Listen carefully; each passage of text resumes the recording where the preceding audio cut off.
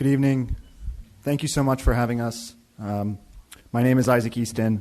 I'm a patron of the library, but I'm not a fan of publicly funded pornography for kids. Okay? I come from a long line of librarians. My grandparents were both librarians, and my great-grandfather was a librarian. But Felix Ever After by Case Callender is a novel in the young adult section of the library about a love triangle forming between high school students. A love triangle between high school students.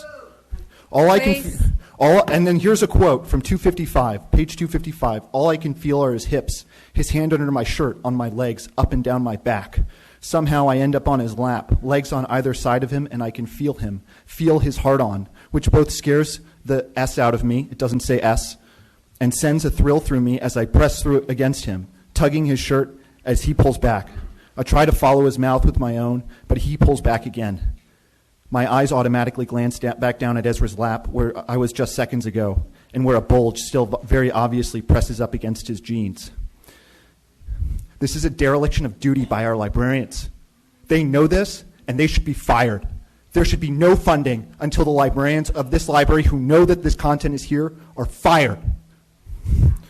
The library has determined that this book is appropriate. For middle school and high school students, the librarian told me to my face a book similar would be available and would be fine for an 11-year-old. And the chairman of the board of supervisors of the board of the library said the same. He said he was okay with it being for an 11-year-old as well.